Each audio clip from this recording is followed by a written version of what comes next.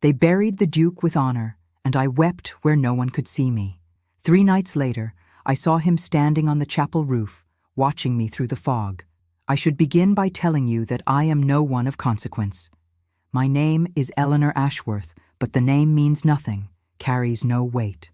I am the daughter of the late Duke's younger brother, a man who gambled away his inheritance and died in disgrace when I was 12. The family took me in out of duty, not affection. I was given a small room in the east wing of Ashworth Hall, plain dresses that had belonged to distant cousins, and the understanding that I was to be grateful, quiet, and invisible. For 11 years I have been all three. The Duke, His Grace, Edward Ashworth, was 15 years my senior. I remember the first time I truly saw him. I was 19, standing in the rain outside the stables, because I had been told the horses were being exercised and I should not be in the way. He came upon me quite suddenly, his dark coat beaded with water, his expression distant as it always was in those days.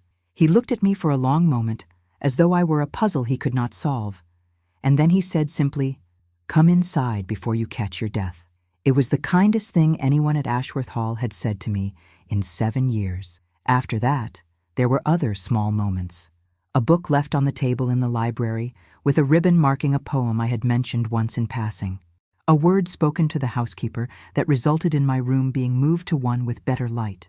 His hand steadying my elbow when I stumbled on the stairs during a winter ball, his voice low and careful. "Are you hurt?" These were nothing. They were everything. I loved him, of course. Hopelessly, foolishly, in the way a girl with no prospects loves a man so far above her that even speaking of it would be a kind of madness. He was the Duke.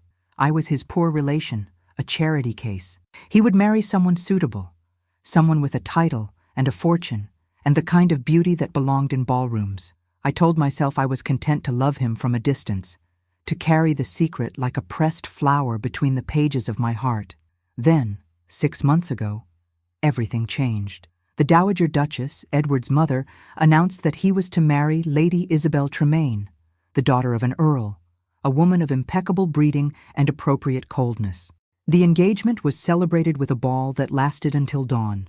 I watched from the shadows as Lady Isabel danced with Edward, her gloved hand resting on his shoulder, her smile practiced and serene. He looked as he always did, calm, controlled, untouchable. But that night, as the guests departed and the candles burned low, I found him in the chapel. He was standing before the altar, still in his evening clothes, staring at the stained glass window as though it held answers he could not find. I should have left. Instead, I stepped inside, the door creaking softly behind me. He turned. For a moment, neither of us spoke. Then he said, in a voice I had never heard him use before, rough and broken, "I do not love her." I could not breathe. The air between us seemed to thicken, to hum with something dangerous and alive. I took a step forward, then another, until I was close enough to see the exhaustion in his eyes, the fine lines at the corners of his mouth. "You do not have to marry her," I whispered. He laughed, but there was no humor in it. "I am the Duke, Eleanor. I do not have the luxury of choice." He said my name. He had never said my name before. I wanted to tell him that I loved him. I wanted to beg him not to marry Lady Isabel, not to lock himself into a life of cold duty and empty companionship. But I was a poor relation, a girl with no voice, no power, no claim. So I said nothing. He looked at me for a long time, and then he reached out and touched my cheek, just once, his fingers warm and trembling. "If I were a different man," he said softly, "I would choose you." Then he left. I did not see him alone again. The wedding was set for October, the house filled with preparations, with flowers and fittings and the endless chatter of Lady Isabel's friends. Edward grew quieter, more withdrawn. He spent hours in his study, attending to estate business, or so he claimed. I watched him from across crowded rooms, my heart breaking a little more each day. And then, 2 weeks before the wedding, he died. It happened at night. Edward had gone riding alone, something he often did when the weight of his responsibilities became too much. His horse returned without him just after midnight. They found him at dawn, lying at the base of the cliffs that bordered the southern edge of the estate. The doctor said his neck had been broken in the fall. It was quick, they assured us. he would not have suffered. Lady Isabel wept prettily into a lace handkerchief. The Dowager Duchess sat rigid and silent in her black mourning gown, her face a mask of stone. The household moved through the rituals of grief with the efficiency of those who have done this before. I wept alone in my small room where no one could hear me. The funeral was everything a duke's funeral should be. The chapel overflowed with mourners, the air thick with incense and the scent of white lilies. Edward lay in his coffin, dressed in his finest clothes, his hands folded across his chest. He looked peaceful. He looked wrong. I could not shake the feeling that something was missing, that there was a wrongness to it all that I could not name. They buried him in the family crypt beneath the chapel, a place of cold stone and ancient shadows. I stood at the back of the procession, watching as they sealed the door. The priest spoke words I did not hear. The Dowager Duchess placed a single white rose on the tomb. Lady Isabel looked pale and fragile, leaning on the arm of her father, and then it was over. Edward was gone. For 3 days, I moved through the house like a ghost. I could not eat. I could not sleep. I kept seeing his face, the way he had looked at me that night in the chapel, the way his hand had trembled when he touched my cheek. I kept hearing his voice. If I were a different man, I would choose you. On the 3rd night, I could not bear the silence of my room any longer. I slipped out of the house and walked through the gardens, past the stables, toward the chapel. The moon was full, casting everything in silver light. The fog rolled in from the moors, thick and damp and smelling of earth. I stood before the chapel, staring at the heavy wooden door. I do not know what I intended. To pray, perhaps. To say goodbye in my own way. And then I looked up. He was standing on the roof. Edward, the Duke, tall and solid and real, his dark coat billowing in the wind, his face turned toward me. Even through the fog, even in the dim light, I knew him. I would have known him anywhere. My breath stopped. My heart stopped. He did not move. He simply stood there, watching me, his expression unreadable. I opened my mouth to call out to him, but no sound came. My legs trembled. My hands shook. This was not possible. He was dead. I had seen his body. I had watched them seal the crypt. And yet, he raised one hand, slowly, as though reaching for me across the impossible distance between us. Then the fog thickened, swirling around the chapel like a living thing, and when it cleared, he was gone. I ran. I do not remember the path back to the house, only the pounding of my heart, the burning in my lungs. I stumbled into my room and locked the door, pressing my back against it, gasping for air. I had seen a ghost. I had seen Edward's ghost, or I was losing my mind. I did not sleep that night. I sat by the window, staring out at the chapel, watching for movement, for any sign of him. But the roof remained empty, the fog impenetrable. By morning, I had almost convinced myself it had been a trick of the light, a figment born of grief and exhaustion. But then, as I descended the stairs for breakfast, I overheard the housekeeper speaking to one of the maids in hushed, frightened tones. She swore she saw His Grace last night, walking through the east corridor. Swore she heard his footsteps. The maid crossed herself. God rest his soul. Perhaps he cannot rest. Perhaps something keeps him here. I gripped the banister, my knuckles white. I was not the only one who had seen him. I spent the morning in a state of careful composure, my hands steady as I poured tea, my voice calm as I responded to questions I barely heard. But inside, I was fracturing. The housekeeper's words echoed through my mind like a bell that would not stop ringing. She swore she saw His Grace. She heard his footsteps. I was not mad, or if I was, then I was not alone in my madness. By afternoon, I could no longer bear the pretense. I found Mrs. Brennan, the housekeeper, in the linen room, counting sheets with the grim efficiency of a general preparing for siege. She was a woman of 50, broad-shouldered and sharp-eyed, who had served the Ashworth family for 30 years. She did not suffer fools, and she did not believe in gossip, which made what I had overheard all the more unsettling. "Mrs. Brennan," I said softly, closing the door behind me, "I heard you speaking this morning. About His Grace." Her hands stilled. Her face went very pale, then flushed with something that looked like shame. "Miss Eleanor," she said carefully, "you must forgive me. I should not have spoken of such things where I could be overheard. It was foolish. The girl was overwrought, nothing more. But you saw him too, I pressed. Did you not? She looked at me for a long moment, and I saw the war in her eyes, the desire to deny, to protect herself from appearing superstitious or foolish, and beneath it, the unmistakable shadow of fear. I did, she whispered finally. 2 nights ago. I was checking the locks before bed, as I always do. When I passed the portrait gallery, I saw a figure at the far end.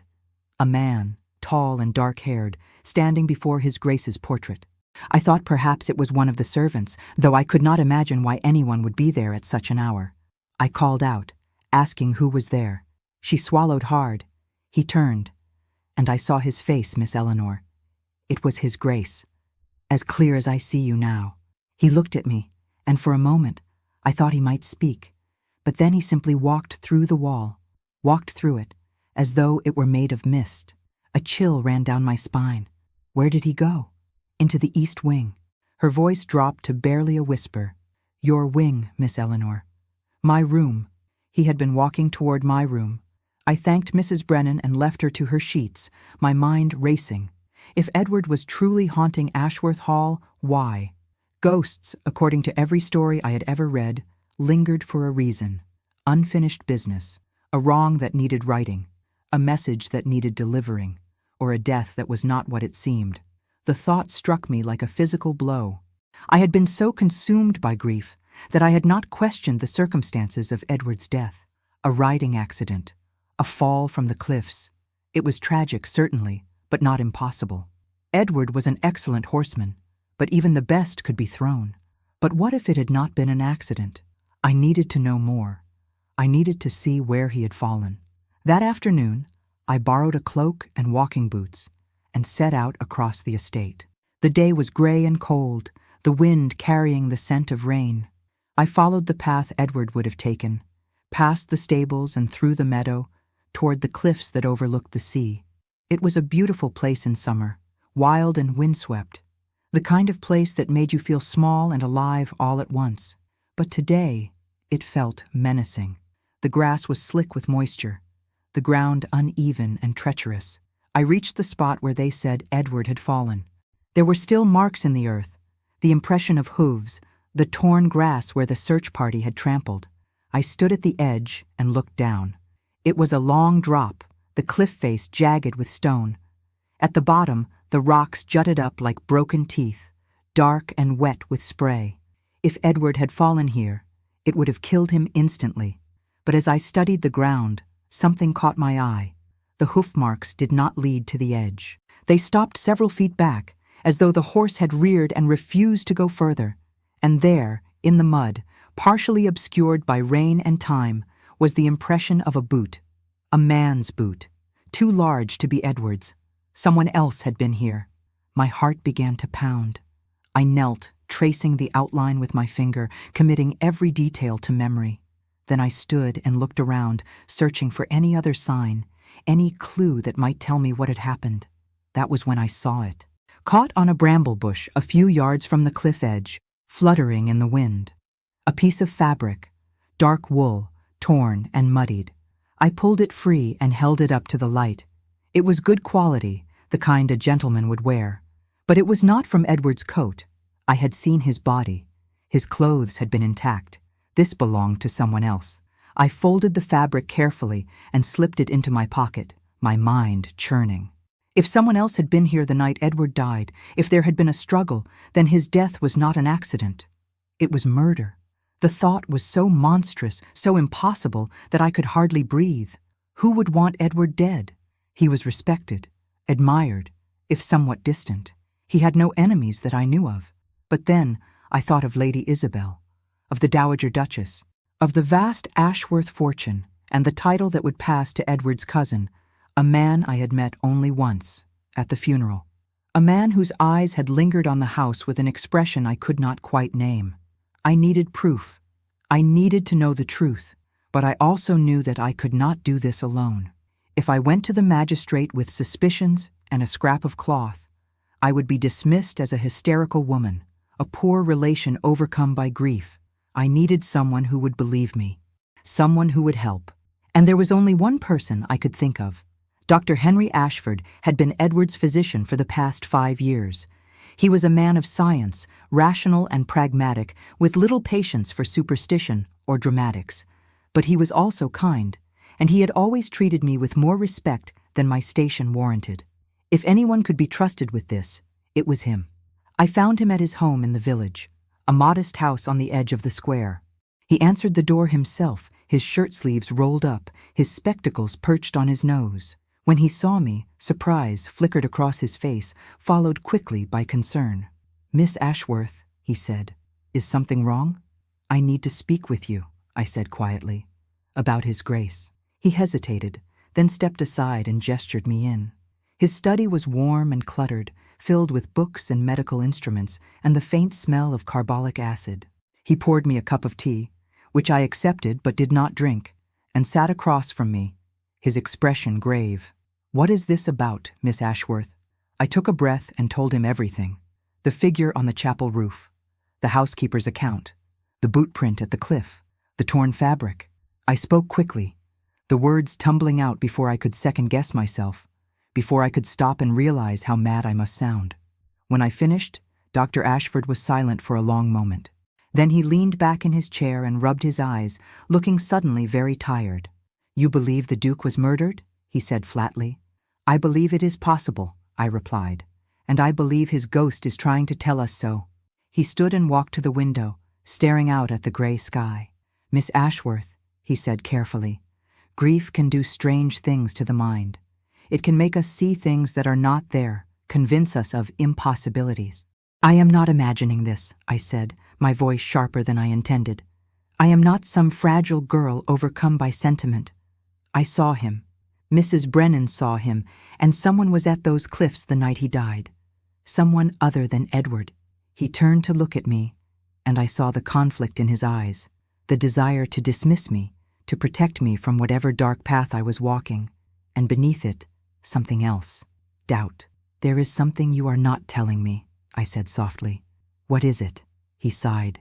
"When I examined His Grace's body, there were inconsistencies, bruising on his arms that suggested he had been restrained, marks on his throat that were not consistent with the fall. I noted them in my report, but the magistrate dismissed my concerns. He said it was not uncommon for a body to sustain multiple injuries in such a fall. But you did not believe him." "No," he said quietly. "I did not." The air between us seemed to hum with shared understanding. He believed me, or at least he was willing to consider the possibility. "What do you propose we do?" he asked. "I want to examine the crypt," I said. "I want to see his body again." Dr. Ashford stared at me as though I had suggested we rob the Bank of England. "Miss Ashworth, that is not only impossible, it is deeply improper.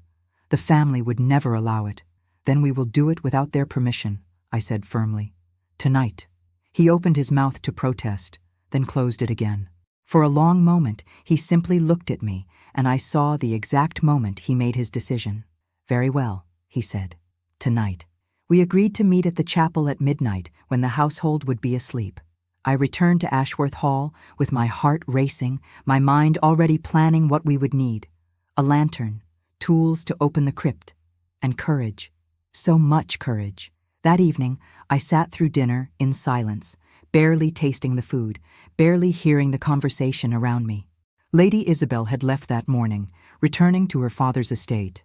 The Dowager Duchess sat at the head of the table, her face impassive, her movements precise. She spoke only once, to inform us that Edward's cousin, Mr. Thomas Ashworth, would be arriving the following week to discuss the estate.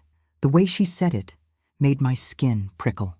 After dinner, I retired to my room and waited. The hours crawled by. At 11:30, I wrapped myself in my darkest cloak and slipped out of the house, moving through the shadows like a thief. Dr. Ashford was already waiting at the chapel, a lantern in one hand and a leather case in the other. He looked grim but determined. "Are you certain about this?" he asked. I nodded. Together we entered the chapel. The air inside was cold and heavy, thick with the scent of stone and old incense. Our footsteps echoed as we made our way to the crypt entrance, a heavy iron door set into the floor behind the altar. Dr. Ashford set down his lantern and opened his case, withdrawing a set of tools. It took several minutes, but finally, the lock gave way with a soft click. He looked at me one last time. Once we open this, there is no going back. I know, I whispered. He pulled the door open, and we descended into the darkness below. The crypt was exactly as cold and terrible as I had imagined. The stone steps descended into absolute darkness, the air growing thicker and more oppressive with each step.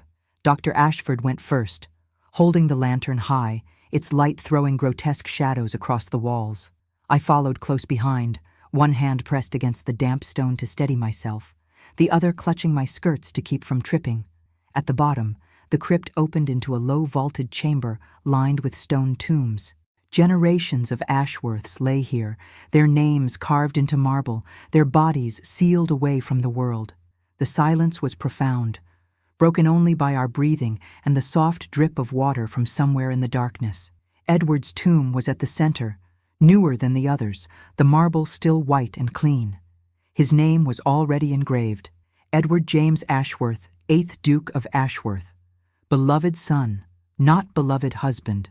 Lady Isabel had not yet earned that place. Dr. Ashford set down the lantern and examined the seal. "It will take both of us," he said quietly. "Are you ready?" I nodded, though I was not sure I would ever be ready for this. We worked together, using the tools he had brought to pry loose the heavy marble lid. It was slow, exhausting work, and more than once I thought we would have to abandon the attempt. But finally, with a grinding scrape that made my teeth ache, the lid shifted. Together, we pushed it aside, revealing the coffin within. Dr. Ashford lifted the lantern and looked down. Then he went very still. "What is it?" I whispered. He did not answer. Instead, he reached down and opened the coffin lid. It was empty. I stared into the silk-lined interior, my mind refusing to process what I was seeing. There was no body, no Edward, just the fine clothes they had dressed him in, laid out carefully as though he had simply evaporated from within them. "This is not possible," Dr. Ashford breathed. I examined his body myself. I signed the death certificate. He was dead. Then where is he? My voice was shaking now, the words barely audible. Before he could answer, the lantern flickered. Once, then twice. The flame guttered and nearly went out, plunging us into near darkness. And in that moment of shadow, I heard it. Footsteps, above us, in the chapel. Dr. Ashford grabbed my arm, his grip tight. "Someone is here," he whispered. We froze, listening. The footsteps moved slowly across the chapel floor, deliberate and unhurried. Then they stopped, directly above the crypt entrance. "We need to leave," Dr. Ashford said urgently. "Now." But before we could move, the iron door at the top of the stairs slammed shut with a deafening clang that echoed through the crypt like a death knell. We were trapped. Dr. Ashford cursed under his breath and grabbed the lantern, moving quickly toward the stairs. I followed, my heart hammering so hard I thought it might break through my ribs. He climbed the steps and pushed against the door, once, twice, throwing his full weight against it. It did not budge. "Whoever closed it has locked it from the outside," he said, his voice tight with frustration and fear. "Who would do this? Who even knows we are here?" I could think of only one answer. Whoever killed Edward. Whoever wanted his death to remain a secret. Dr.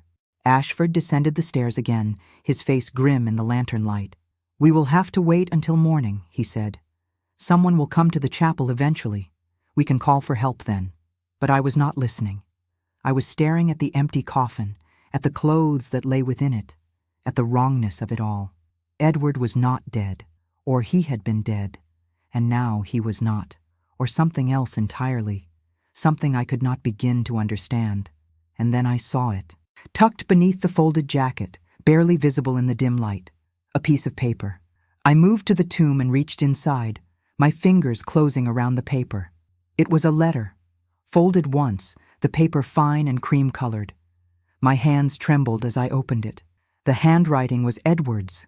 I would have known it anywhere. "Eleanor," it began, "if you are reading this, then you have done what I hoped you would do. You have searched for the truth." My breath caught. Dr. Ashford moved closer, reading over my shoulder. "I am not dead, though by now the world believes I am. I staged my death because it was the only way to expose those who sought to destroy me and to protect you from the danger I have brought upon this house. There is a conspiracy, Eleanor, one that reaches deeper than you can imagine. My mother, Lady Isabel, my cousin Thomas, they are all part of it. They plan to kill me, to take control of the estate and the fortune, and they would have succeeded if I had not discovered their plot. I could not go to the magistrate.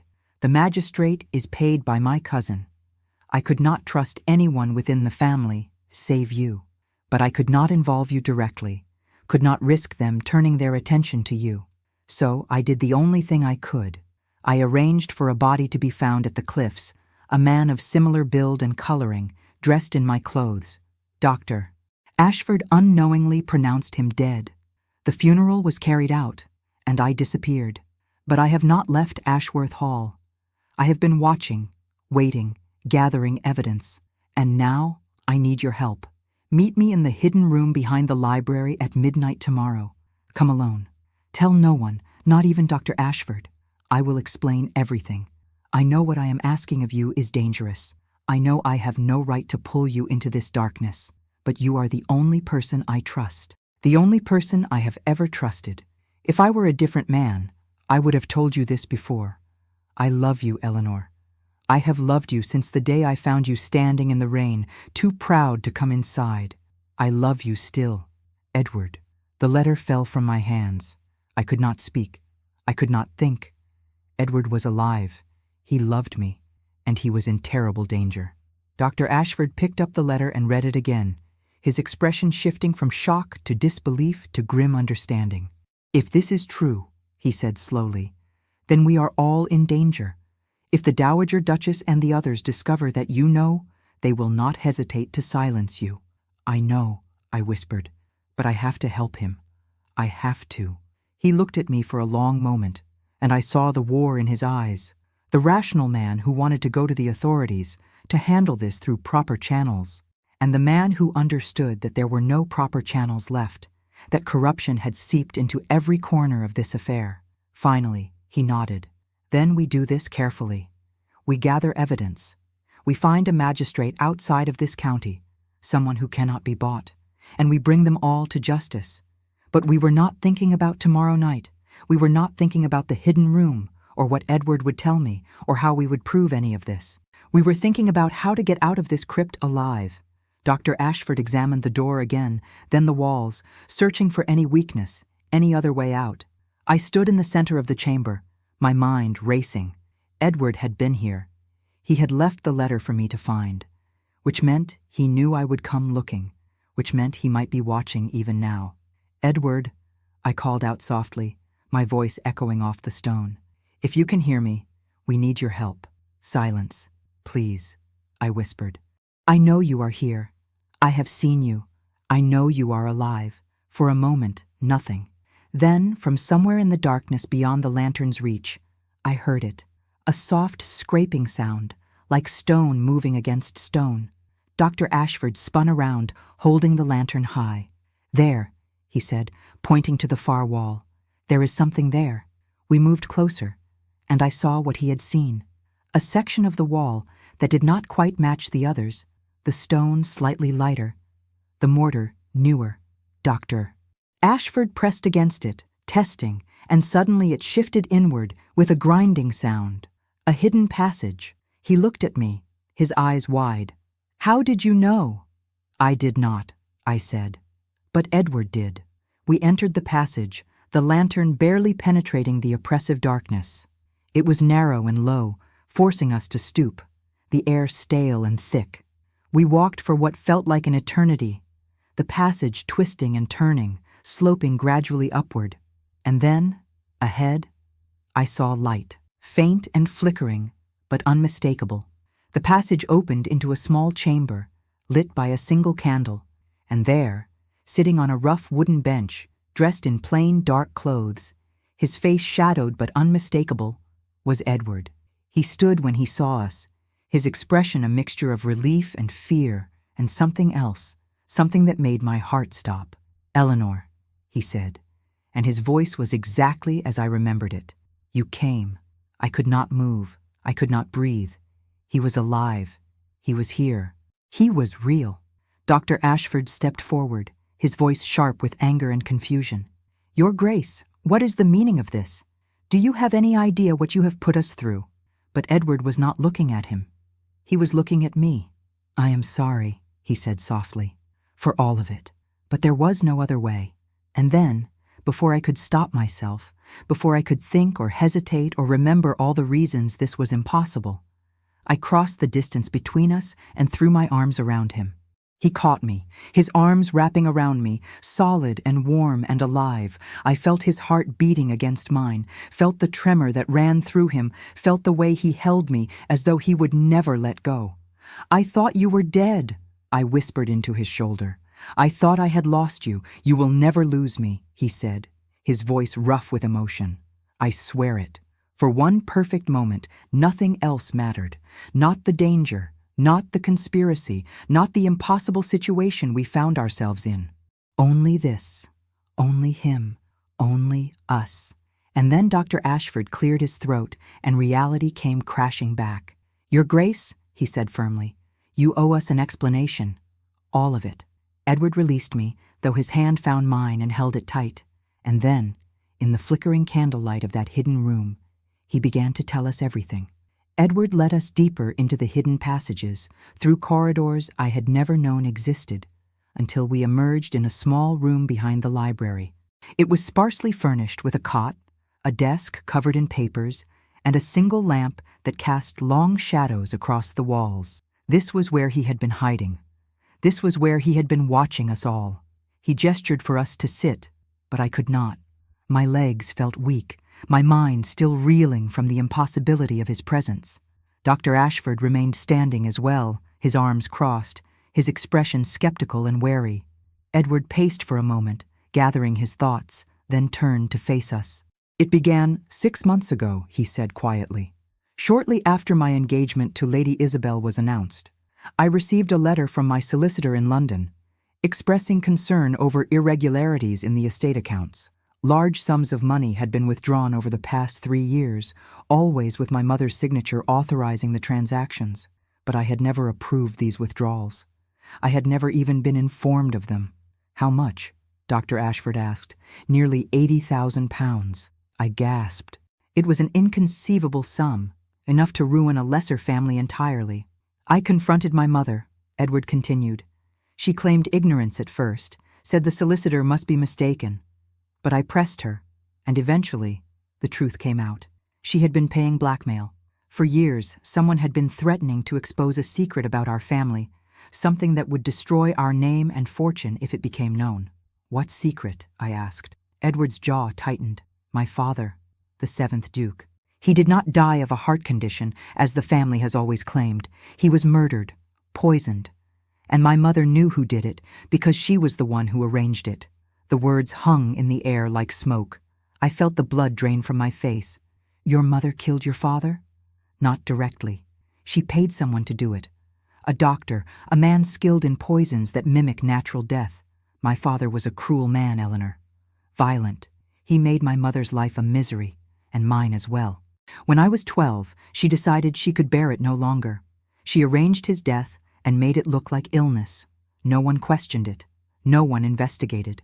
Edward's voice was flat, emotionless, as though he were recounting a story that had happened to someone else. But I could see the pain in his eyes, the weight he had carried alone for so long. "But someone knew," he continued. "Someone who had helped her, or discovered the truth afterward. And for 20 years, that person has been bleeding the estate dry, demanding payment for their silence. My mother paid, year after year, because she believed she had no choice." "Who was it?" Dr. Ashford asked. "Thomas Ashworth, my cousin, the man who stood to inherit everything if Edward died." "I should have seen it sooner," Edward said bitterly. "But Thomas has always been clever, always careful. He positioned himself as a loyal family member, always ready to assist, always offering advice. My mother trusted him. She confided in him. And he used that trust to manipulate her, to control her, to ensure that when the time came, he would be the one to benefit." "But how does Lady Isabel fit into this?" I asked. Edward's expression darkened. That was Thomas's masterstroke. He arranged the match, convinced my mother that Lady Isabel was the perfect bride, that the alliance with her family would strengthen our position. What my mother did not know was that Lady Isabel is Thomas's lover, has been for years. They planned to marry me to her, wait a suitable amount of time, and then arrange for my death.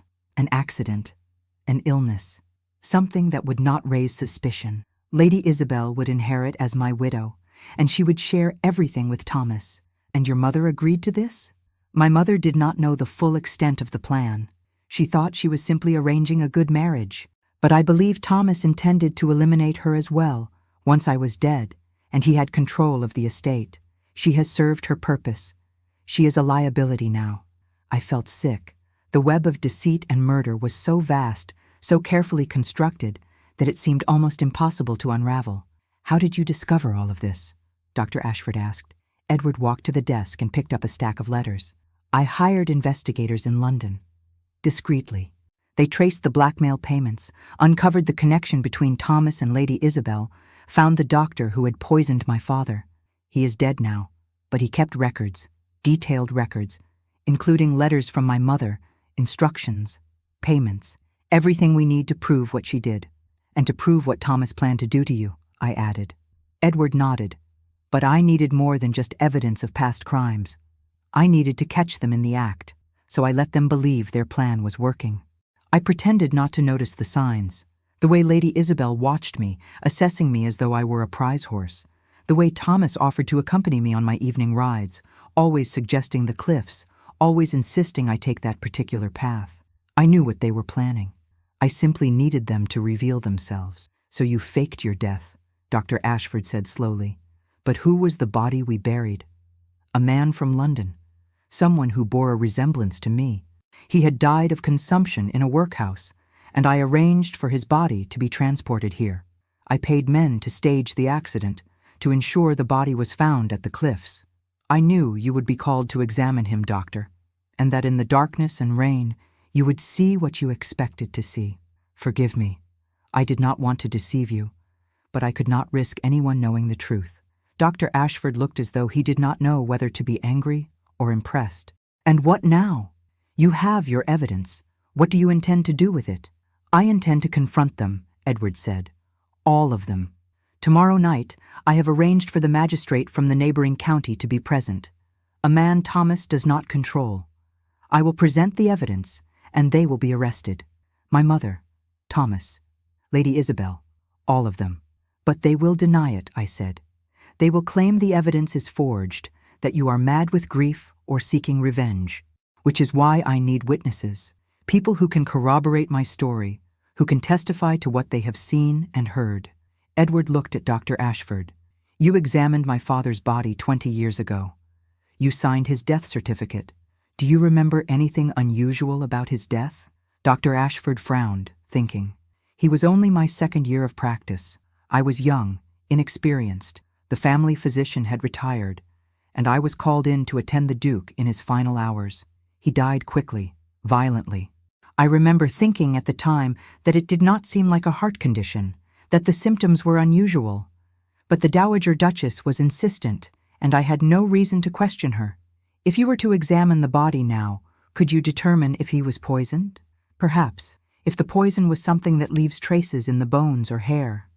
Arsenic, for example. But the Duke has been dead for 20 years. Exhuming the body would require a court order. Which we will have once the magistrate arrives, Edward said. But I need you to be prepared to testify, Doctor. I need you to tell the court what you just told me. Dr. Ashford nodded slowly. I will do it. For the truth. Edward turned to me then, and his expression softened. Eleanor, I do not expect you to be involved in this. You have done more than enough already. Once this is over, once they are arrested, you will be free. You can leave Ashworth Hall. You can go anywhere you wish. I will ensure you are provided for. Leave? I stared at him, bewildered. Why would I leave? Because there will be a scandal. The family name will be destroyed. You should not have to bear that burden. I am already part of this family, I said quietly. I have borne its burdens my entire life. I am not afraid of scandal, Edward. I am only afraid of losing you again. Something shifted in his expression, a wall crumbling that I had not even realized was there. He crossed the room in 2 strides and took my hands in his touch warm and solid and achingly real. "I never wanted to put you in danger," he said, his voice low and rough. "I never wanted you to be part of this darkness. You deserve better. You deserve a life free of secrets and lies and fear." "I deserve to choose my own life," I said firmly, "and I choose to stand beside you, whatever comes." For a long moment, he simply looked at me, and I saw everything he had been holding back. The fear, the guilt, the love. Then he pulled me into his arms and kissed me. It was not a gentle kiss. It was fierce and desperate and filled with all the longing we had both carried for so long. His hands cradled my face, his lips moving against mine, as though he were trying to memorize the shape of me, the taste of me, as though he could not quite believe I was real. When we finally broke apart, both breathless, Dr. Ashford cleared his throat loudly from across the room. "If you two are quite finished," he said dryly, "we have a conspiracy to dismantle." Edward laughed, a sound I had never heard from him before, bright and unguarded. He kept one arm around my waist, holding me close, as though he could not bear to let me go. "Tomorrow night," he said, his voice steadier now, "we end this, all of it." But even as he spoke, I felt a chill run down my spine. Something was wrong, something we had not accounted for. "Edward," I said slowly, "if you have been hiding here, watching the house, how did you appear on the chapel roof? How did Mrs. Brennan see you in the portrait gallery?" He frowned. "I have not been to the chapel roof, and I have been careful to avoid the main house entirely. If Mrs. Brennan saw someone, it was not me." "Then who?" Dr. Ashford asked. The answer came to me in a flash of horrible clarity. "Thomas. He has been staging ghost sightings, making people believe they have seen you." "Why?" "To sow fear and confusion," Edward said grimly. "To make the household unstable, and perhaps to lure me out of hiding if he suspected I was still alive, which means he might know you are here," I whispered. "He might be watching us right now." Edward's expression hardened. "Then we move quickly. Tonight, we gather what we need and leave this house. We go directly to the magistrate and bring him back with us tomorrow. We do not wait. We do not give Thomas any more time." He turned to Dr. Ashford. "Can you be ready to leave within the hour?" "I can." "Then go. Gather what you need. Meet us at the north gate at 2 a.m. We will ride for the county seat and return with the magistrate by dawn." Dr. Ashford nodded and slipped out through the hidden passage, leaving Edward and me alone. He turned to me, his hands gripping my shoulders, his eyes intense. "Eleanor, I need you to promise me something. If anything goes wrong tonight, if Thomas or my mother discover what we are doing, you run. You do not try to help me. You do not look back. You go straight to the village and you find safety. Do you understand?" "I will not leave you," I said stubbornly. "Promise me." "I promise." I lied. He searched my face, and I think he knew I was lying, but he did not press. Instead, he kissed me again, softer this time, and whispered against my lips, "I love you, Eleanor Ashworth. I should have said it years ago." "I love you too," I whispered back. We had 1 hour to prepare. 1 hour before we would leave this place and set in motion the events that would either save us or destroy us. I only hoped it would be enough. We never made it to the north gate. I had returned to my room to gather a few essentials, moving as quietly as I could through the darkened corridors. My heart was racing, my hands trembling with a mixture of fear and exhilaration. In less than an hour, we would be free. We would expose Thomas and bring justice to this house of secrets. But as I reached my door, I saw light spilling from beneath it. Candlelight. Someone was inside my room. I hesitated, every instinct screaming at me to run. But if I ran, whoever was inside would know we were planning something. I had to act as though nothing were wrong. I had to pretend. I opened the door. The Dowager Duchess sat in the chair by my window, her black morning gown stark against the pale walls, a single candle burning on the table beside her. Her face was composed, expressionless, but her eyes were sharp and knowing. "Eleanor," she said calmly, "please, sit down." I remained standing. "Your Grace, it is very late. Is something wrong?" She smiled, but there was no warmth in it. "I might ask you the same question. You have been behaving rather strangely these past few days, asking questions, going places you should not go. And tonight, I am told, you visited the crypt with Dr. Ashford." My blood turned to ice. Someone had been watching us. Someone had reported back to her. "I wanted to pay my respects," I said carefully. "Dr. Ashford accompanied me for propriety." "How thoughtful," she said. "And tell me, Eleanor, what did you find in the crypt?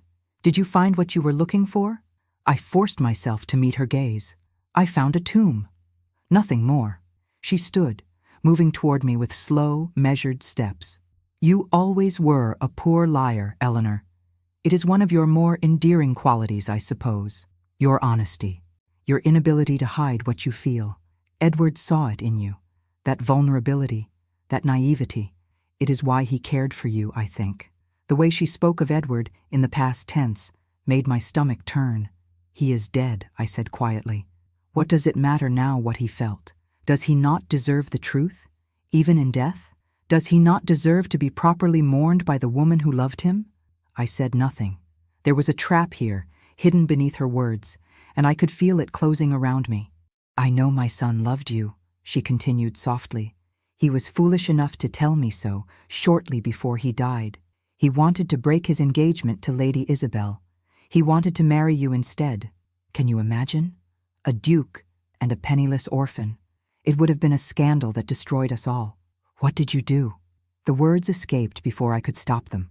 Her smile widened. "I did what any mother would do. I protected my son. I protected this family. I told him that if he pursued you, if he dishonored his commitment to Lady Isabel, I would ensure you were removed from this house, sent away with nothing, perhaps to an asylum where young women who suffer from delusions are often sent. He knew I was not making an idle threat.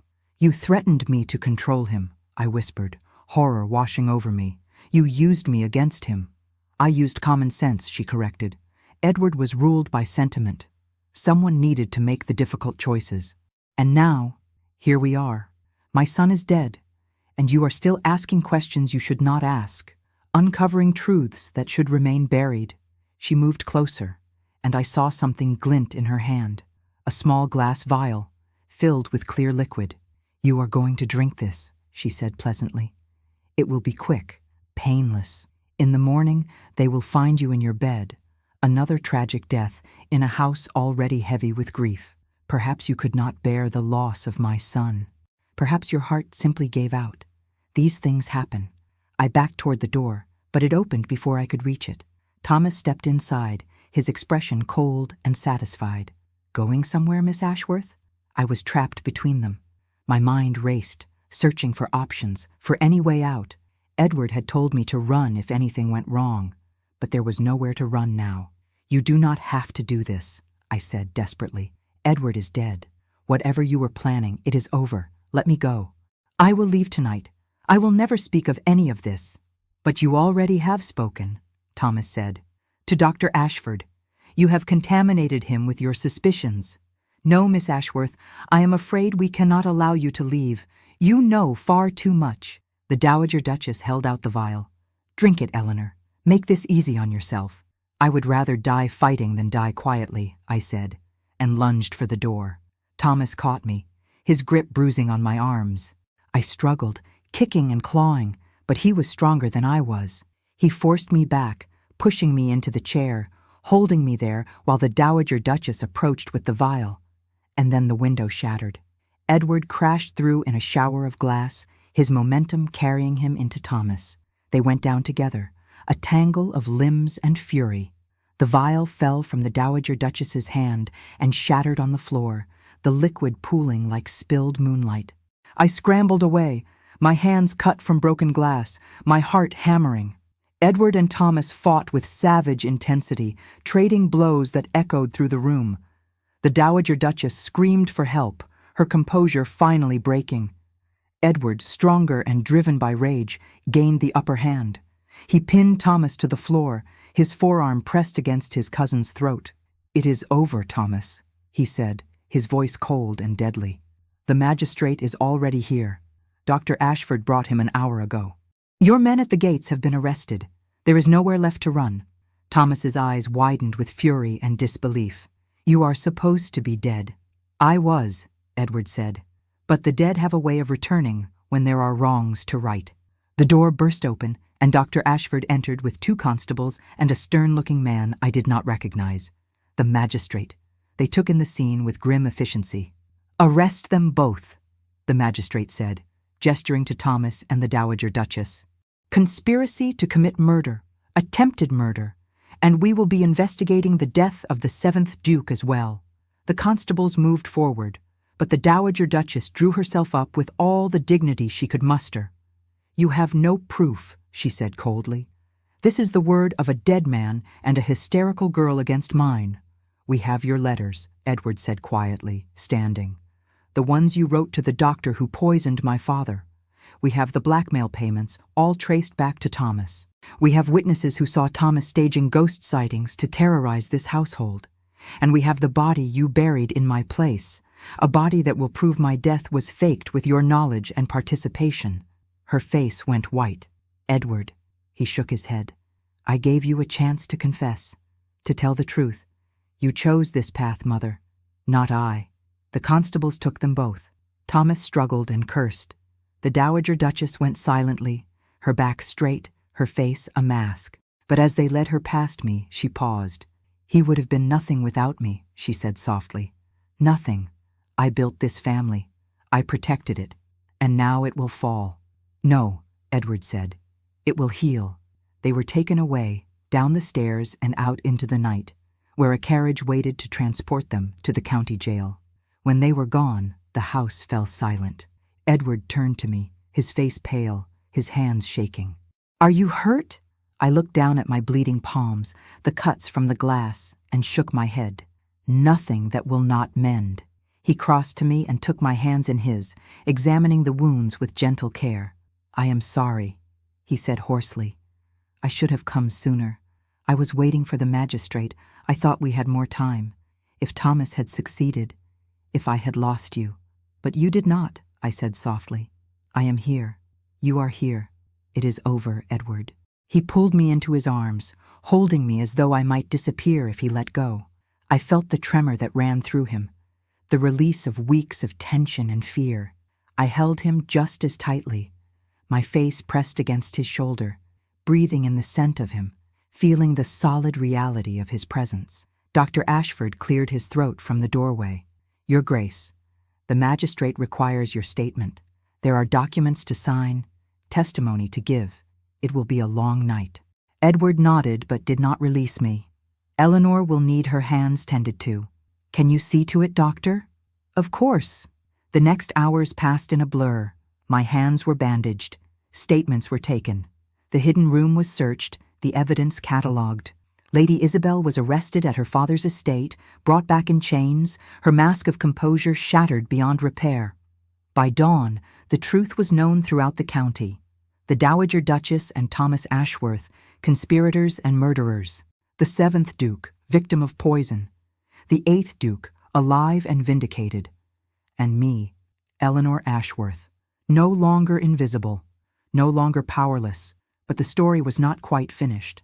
A week later, Edward came to me in the garden. I had been sitting beneath the oak tree, watching the sun rise over the estate, thinking about everything that had changed and everything that remained uncertain. He sat beside me, silent for a moment, simply watching the light spread across the sky. Then he said, "I have spoken with the magistrate. The estate is secure. The title is mine, unchallenged. My mother will stand trial, but the family name will survive. Damaged, but not destroyed." "I am glad," I said quietly. He took my hand, the one that was still bandaged, holding it gently. "Eleanor, I need to ask you something, and I need you to answer honestly, without thinking of duty or obligation or what you believe you should say." He turned to face me fully, his expression open and vulnerable in a way I had never seen before. "Will you marry me?" My breath caught. "Edward, I am no one. I have no dowry, no family, no prospects. If you marry me, society will judge you. They will say you have married beneath you, that you have dishonored your position. Let them say what they will," he said firmly. I have lived my entire life according to what others expected of me. Duty, propriety, the weight of a title I never wanted. It nearly destroyed me. I will not make that mistake again. He brought my hand to his lips, kissing my bandaged palm. I love you, Eleanor. I have loved you for years. I want to spend the rest of my life proving to you that you are not nothing. You are everything. You are brave and loyal and kind. You are the only person in this world I trust completely. And if you will have me, I will spend every day ensuring you never doubt your worth again. Tears blurred my vision. Yes, I whispered. Yes, I will marry you. He smiled then, a true smile, bright and unguarded and filled with joy. He pulled me into his arms and kissed me, and in that moment, the world felt impossibly right. We were married 6 weeks later, in the small chapel where I had first seen his ghost. It was a quiet ceremony, attended only by Dr. Ashford and a handful of servants who had proven their loyalty. There were no grand celebrations, no society balls, just two people who had found each other in the midst of darkness, choosing love over fear, truth over deception. The scandal faded, as scandals do.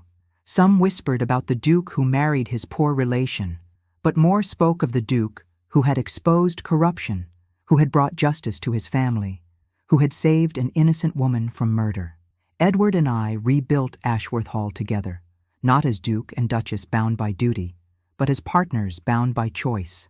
We opened the estate to the village, held fairs and gatherings, supported the local school. Slowly, the shadow that had hung over the house began to lift. Edward's mother was sentenced to life in prison. Thomas was hanged for his crimes. Lady Isabel fled to the continent, her reputation destroyed. Justice, imperfect but real, had been served. Sometimes, on quiet evenings, I still walk to the chapel and look up at the roof, remembering the night I saw Edward standing there. A ghost returned to set things right. It seems like a lifetime ago now. Another world, another version of myself. But the memory reminds me that even in the darkest moments, even when all seems lost, there is always hope. Always the possibility of redemption. Always the chance that love, true love, will find a way. I am no longer Eleanor Ashworth, the poor relation, the invisible girl.